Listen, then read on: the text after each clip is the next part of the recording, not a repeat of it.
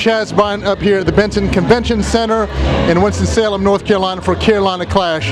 Good night of fights. Let's take you to the highlights. The big boys started off the night as Glenn Witt versus Gregory Clark, both looking for their first win. Witt was under some pressure at the start of the fight, but obviously he gets the win with that kick right there. Zachary Hicks versus Andre Aksanov. After that takedown by Alexander, Zachary Hicks controlled the fight the whole time. They went to the second round. Zachary putting the punches in there, the strikes kept on coming, and Alex had nothing for him to try to stop it. Darnell Tyrone Price versus Tony Neal. Two big boys going at it. It was a very entertaining fight the whole time. Back and forth, they went all 3 rounds.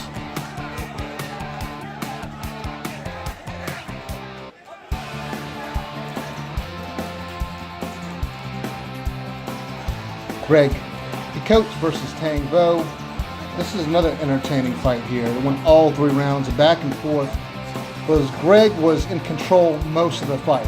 Maybe had a little trouble in the second round, but a dominant performance by Greg, showing off his striking skills in this fight.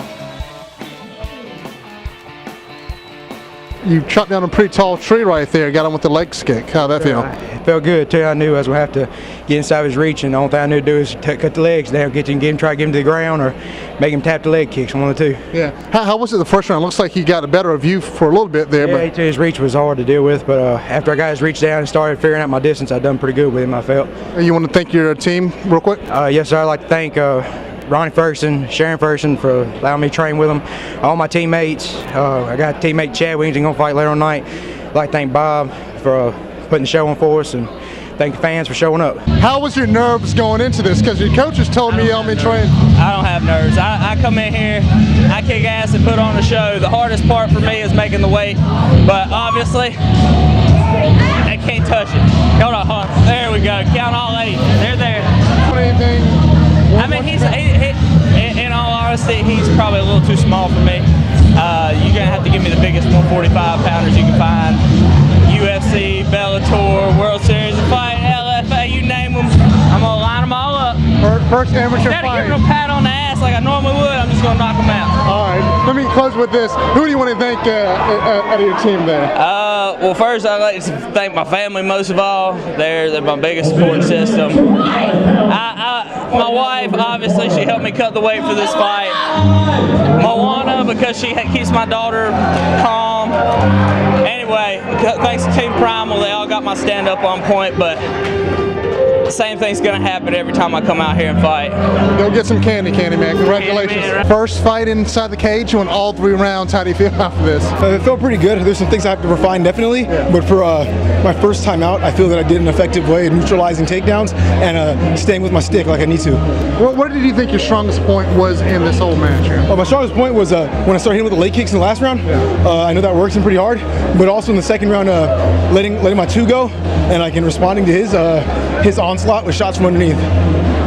Well, I'm gonna let you congratulate your teammates and everything like that. Who do you want to thank? I want to thank first and foremost my wife Jessica.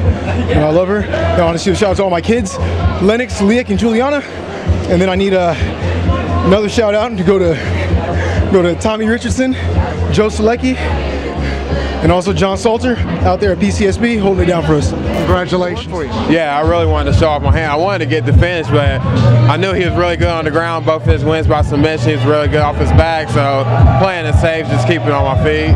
You sort of, I was a little worried for you there in that second round. It looks like maybe you took a slip and he sort of got a little more to your back or something like that. Yeah. Yeah, I just meant, he was taking my back, then I got out and he started getting the head and arm out. Sneaked that arm out and got good, yeah. Yeah, and I know a lot about your gym. As fortunate are you to have a coach like this and a team like this with you? Yeah, I'm very fortunate. I feel like I got the best team in North Carolina. We got Mike Powell, got Nick Rodriguez, we got Yosali, Cuba, Eric Guillermo, we got Matt Rash. We got a really good team now. We got really good jiu-jitsu, a whole lot of black belts. We're good everywhere. Who else do you want to thank for this fight? Say that again? Who else do you want to thank? I want to thank my parents, my family, my friend Darius came out, my girlfriend. I want to say happy anniversary to her. Just everybody that supported me. Congratulations. So that was the main card of the amateurs. Let's take a look at the title fights and how the pros did. 2 championship fights, Dalton Atha versus Cale Bay. This is also another entertaining fight. Went back and forth through most of this fight. Both had their opportunities, but it looks like Dalton had a little more control this whole time. See the takedown there.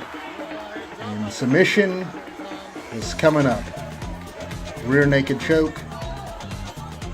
And Dalton will get the title. The featherweight championship. Unfortunately, Richie looked like he didn't really have too much for him. He tired out very much going into that second round. Had nothing going for him there. And of course the fence climbing.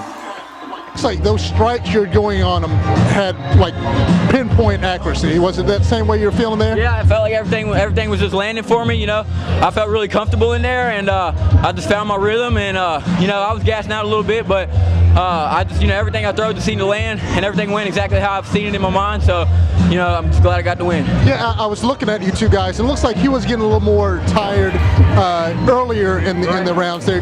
Was that the same feeling you had going through? Yeah, I definitely felt like I seen right off the bat that he was going to gas himself, it seemed like.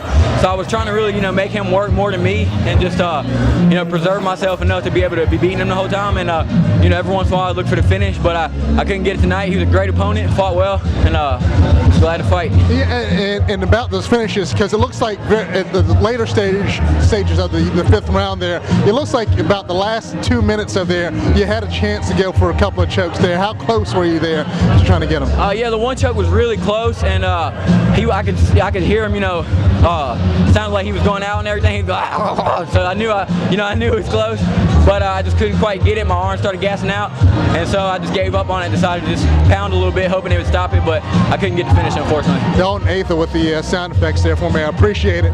Who do you want to thank? Man, first of all, I just want to thank God for being, you know, our Savior and Creator, and you know, I recently found God, and He really brought peace in my life and gave me the calmness that I have now in the ring. And secondly, I want to thank my wife and my family. They're very supportive of me. I have 2 kids, and you know, I'm not able to train as much as I want to, but they really support me and help me out. And you know, my family are all out here very supportive, and my team, my coaches are awesome. So I got a lot of people to thank. My sparring partners, and I sparred there at Primal too. They're beasts. I love sparring with everybody and just having a good time. So I know it's a mouthful, but absolutely. And a couple of guys around the cage were just wondering what's the significance with Brazil. Looks like you were born in Brazil. So yeah, I was born in Brazil, and I spent the first 16 years of my life down there, and I've been here for about 4 years now. And I never actually trained down there, but I love Brazilian Jiu-Jitsu. I love my country, and you know, I love America too. You know, I live here obviously, but I just try to represent both countries. You know. Well, now you're representing with that championship belt, correct? Yeah, I knew he was a jiu-jitsu guy, so that's why I prefer to keep it standing. Like, he's really dangerous, like high-ranked jiu-jitsu guy. So I prefer kept the striking. I'm a wrestler. I started off wrestling. That was my bread and butter. But my coach has been helping my striking so much, so I feel super confident. I've only been doing this a year and a half now, and like just. Like, bro, my coach is the beast, and like I'm so confident in my striking. It doesn't matter if I go ground or standing. I'm ready. Well, from on the cage side there, it looks like he really started to give out very later in those rounds. So you can see over a while the more energy he was putting out there. When did you feel like you were able to strike on him there?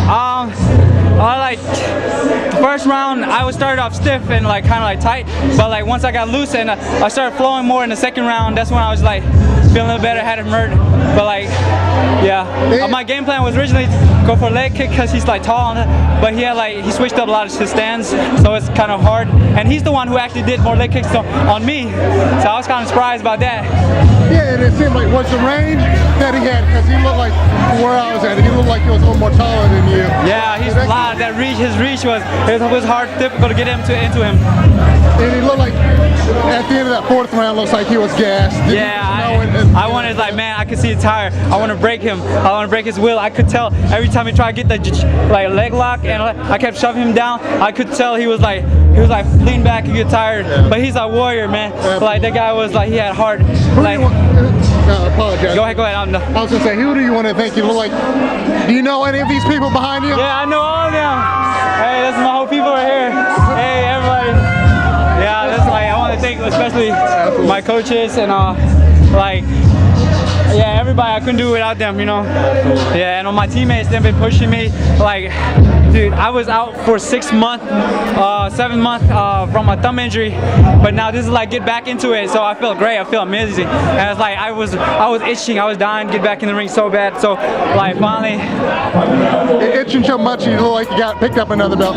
Congratulations. Yeah. Now going into the pros here, James Hurd versus Eric Bleacher. It was James Hurd this whole fight.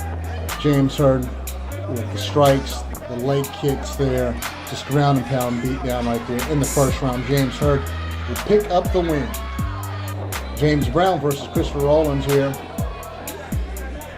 Another great fight by pros here, and James Brown here. James Brown is picking them apart. Leg kicks.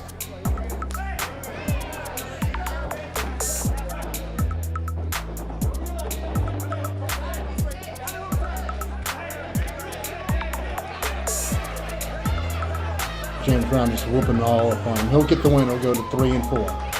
Final fight of the night was Shelton Sells versus Chad Wigington.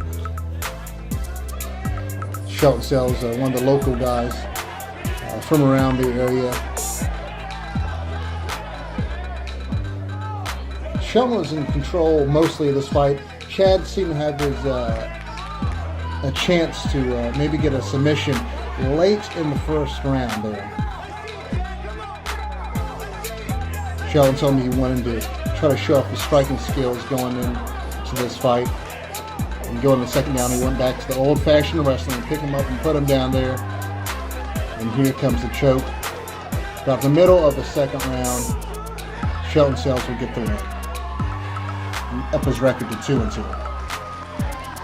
First, I want to say to God be the glory.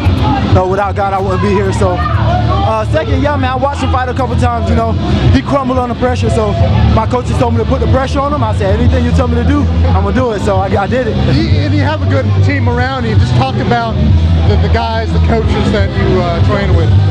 I train with Dre Hurd. He's my trainer. He's my striking coach, but he likes to get in there, you know, give us a little bit more, you know, get us some work. Sometimes Derek Brunson, you know, best wrestling coach, best wrestler that I know, you know. So up there working with the best of the best, you know, it's just when I get out here, it's easy. So. And I was gonna say it is pretty damn easy for you in the first round, pretty quickly in the first round.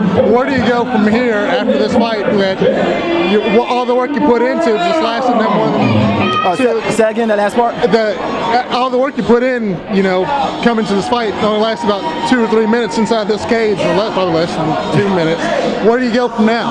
Well, hopefully get back in the cage as this is possible. This is my second fight, my second pro fight, and my last one was way in September. I kept having opponents pull out, so it's been hard. So hopefully I can get right back in and get it done again. So absolutely. I'm with a victorious Shelton Sells. Proud to say a guy who's choked me out once or twice before. I want to say this: you got the win by choke, rear naked choke. How important was it to get this win for you? For me, we've been battling, like I said, when we were talking about in the interview, going 5 rounds. You know, the biggest thing that I would say is a huge aspect in fighting in general is having that mental capability or that mental game, especially when you start to develop yourself as a fighter. So for me, it was finally realizing that I've already had the game behind it. I just had to keep that mental drive and trust what I was doing and trust me. You know, I trust my coaches and I trust my workout, and then I get in there and I don't trust what I'm, you know, putting out. And you know, I guess safe to say today, from start to finish, it was just letting it go. I was, you know, as a friend, and I'll put this commentary in there, as a friend, it's always scary to watch another friend go inside the cage. I knew he was gassing out going towards the end of that second end of that first round, and I can see you were starting to get a little gas there too. I think you had a little more in the tank. How close was it for you that I was like, man, I don't know, I don't say can't go another round because you guys can always go around, but how fatigued were you? I started feeling the really deep set in from the adrenaline rush on my legs immediately after the first, and then luckily for me, I know we kind of been battle tested early on in some amateur fights that the deeper we go, the better off we are. I mean, in the sense of if I'm tired, that means the other guy's twice as tired as I am. So we've always pride ourselves on having that cardio push. Yeah, I felt gassed, but I knew I had more than he had the whole time. But he was a great opponent as far as scrambling. He didn't die down. He wouldn't let me have anything easy. So he definitely pushed the pace. Yeah, and as far as this was probably another better showcase of your striking more than anything else. You didn't want to. How much did you really want to take it to the ground, or did you think, okay, let me stand up, see what I can bang? Yeah, I wanted to bang it out on our feet. Like I said, come back to trusting what we're doing, trusting my hands and our game plan for everything. We still accomplished what we wanted to. The things that were there that we talked about were there unfolding as far as dropping his head, and after we were peppering a little bit, he was getting ready for a shot. So I feel great about the fact that we still were able to break it down and see what was going to happen, even if I wasn't able to capitalize on the results. So excitedly, we made a big jump here today for my game. And I was going to say, a win's a win, no matter how you get it. You got a good group of guys around you. Talk about them real quick. Josh Stanley, of course, Mr. CEO of Combat, my best friend, a manager, wrestling coach, jits coach, Muay Thai coach, man does it all. On top of that, he has his own family and he's running this gym with me, and he was able to take us under this umbrella, and it's me, Jesse Carter, who's another coming up fighter. I kind of helped coach him too when we were younger, so it's kind of cool he's coming through. Jamie Veers, my black belt instructor, all the kids that help me in wrestling, whether the little guys that get on the mat with me or the high schoolers that help push my cardio, everyone from the gym in some way, some shape or form are always there for me, rooting, whether they just help out and bringing me extra water or making sure I had something to eat that day at a tournament. We got a great family and a great group of people behind us, man. I wouldn't change it for the world. Congratulations to you, brother. I'm always proud of you. Thank you. I greatly appreciate it, buddy. Chaz Bryant back once again here. Great night of fights here at Winston-Salem, North Carolina. If you're not up here, these are the events that you see your future UFC, Bellator stars at. This is where the pros come from. They start at events like this, and they work their way up to the big times. We're glad to be part of it, and thank the guys at the Carolina Clash, North Carolina Fight League, all the good guys here for helping us out. I'm Chaz Bryant. We'll see you next time on Carolina Warrior TV.